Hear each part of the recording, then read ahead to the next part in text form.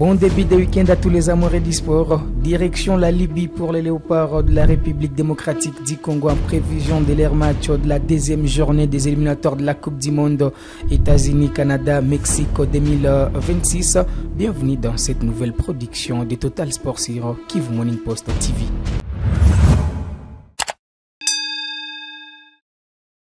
Allez, ouvrons cette production d'aujourd'hui par les Léopards de la République démocratique du Congo qui viennent de quitter la capitale congolaise. C'est vendredi 17 novembre 2023. Direction la Libye pour jouer les matchs de la deuxième journée des éliminatoires de la Coupe du Monde États-Unis, Canada, Mexique 2026 contre les crocodiles du Nil du Soudan. Un match qui est prévu les dimanches 19 novembre 2023 à Benghazi.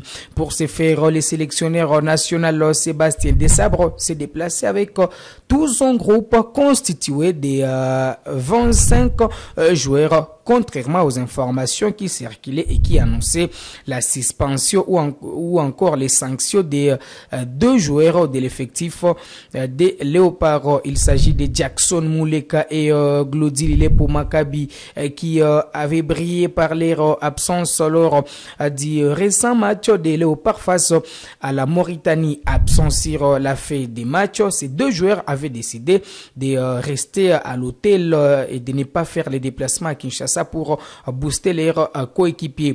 Plusieurs médias de la capitale congolaise et certains journalistes proches de la FECOFA annonçaient déjà des lourdes sanctions à la contre de ces deux joueurs, mais selon maintenant nos nouvelles, ces deux joueurs ont effectué la dernière séance d'entraînement hier avec les groupes des réservistes, puisque les titulaires ont été au repos aux côtés de Théo Bongonda, entré d'ailleurs à la 55e minute. Glody Lilepo et Mouleka se sont déplacés avec les groupes pour jouer face aux crocodiles du Nil du Soudan. Vous le savez, les Soudans n'évoluent pas à domicile dans son pays à cause de la guerre. Voilà pour les matchs à domicile. Les crocodiles jouent en Libye et déjà pour leur premier match de ces éliminatoires de la Coupe du Monde, les Soudans a été tenu en échec par les Togo. C'est jeudi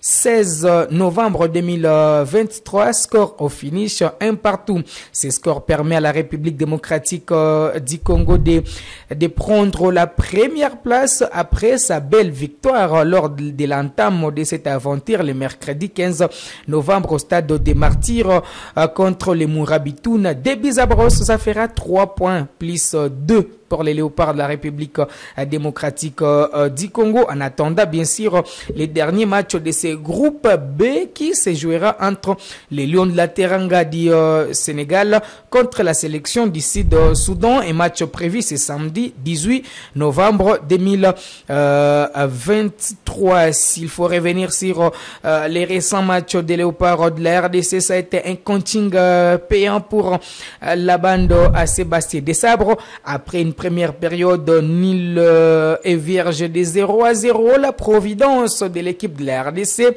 est venue d'une nouvelle entrée à Théo Bongo dans seconde période, entrée à la place de Meshak Elia.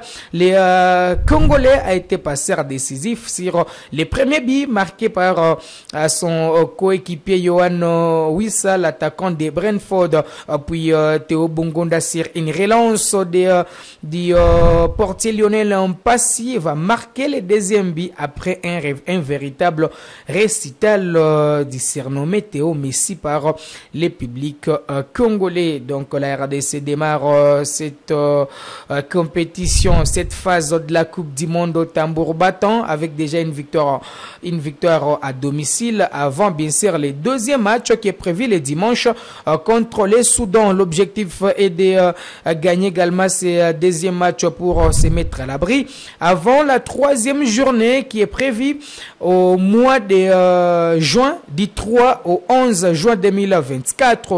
Ça sera la troisième et la 4e journée des éliminatoires de cette Coupe du Monde. La RDC est casée dans les groupes B aux côtés du Sénégal, les Togo, les Soudan du Sud, les Soudan, mais également la Mauritanie. Bonne chance donc aux léopards de la République démocratique du Congo qui vont jouer en déplacement ce dimanche. Comme je le disais par rapport au programme, ils sont partis c'est vendredi dans l'avant-midi. Ils vont atterrir les mêmes vendredi dans l'après-midi avant de réaliser la première séance de décrassage, toujours c'est même vendredi, et c'est samedi, ça sera la séance de la reconnaissance de l'ère DG à Benghazi au Soudan.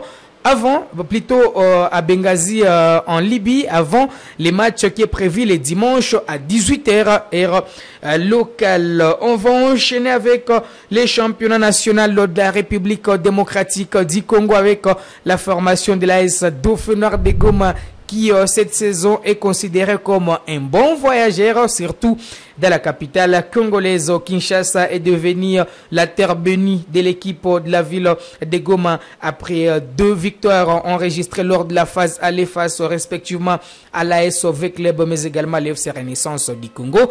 L'AS Dauphin Noir a démarré de la plus belle des manières la phase retour du championnat national, vainqueur face à Céleste 0 contre 1 récemment pour la première journée.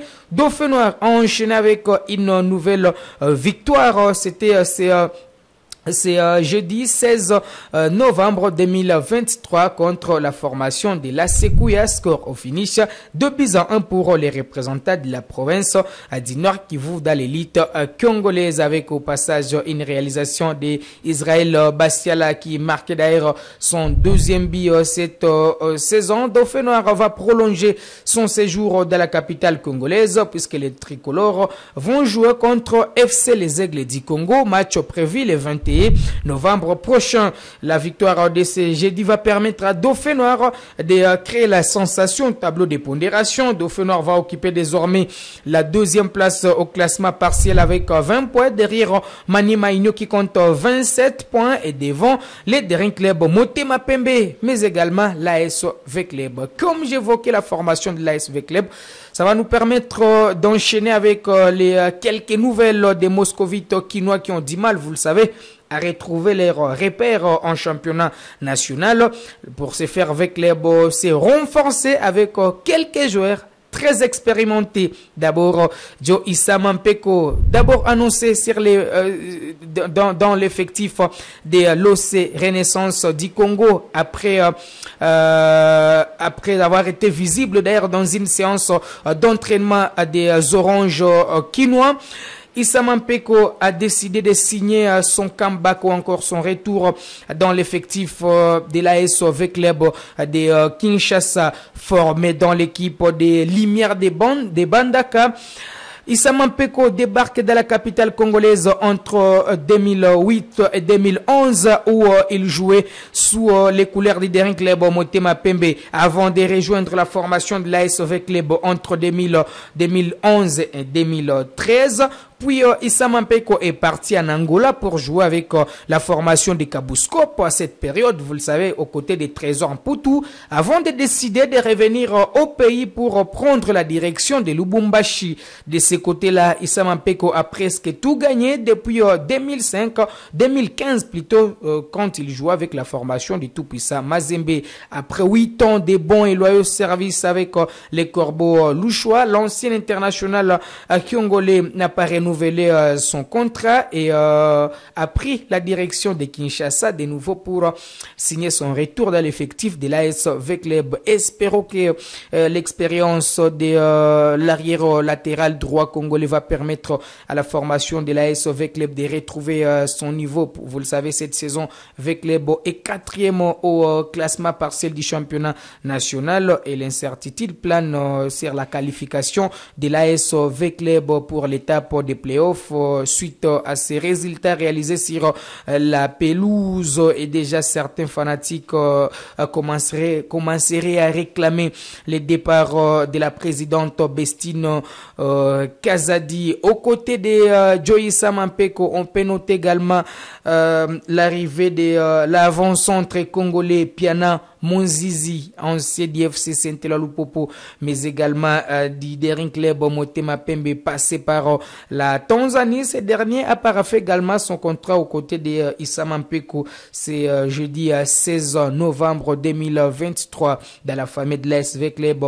On annonce également la signature de Steve Mundele, mais également Ebunga Simbi qui a annoncé pour signer son comeback dans l'effectif des Moscovites. On va finir avec les Léopards dames des moins de 20 qui vont jouer ce vendredi 17 novembre 2023 leur match retour des éliminatoires de la Coupe du Monde féminine des moins de 20 à Colombie 2024. Après la victoire au match aller 3-2 au stade des Martyrs, les Léopards dames vont tenter de décrocher leur qualification après avoir barré la route à la Zambie lors du dernier tour. Ce vendredi, ça sera face au Burundi, un match qui va se jouer à Kampala, dans la capitale ougandaise. Bonne chance aux Léopards dames de la RDC dans la sélection. Je vous signale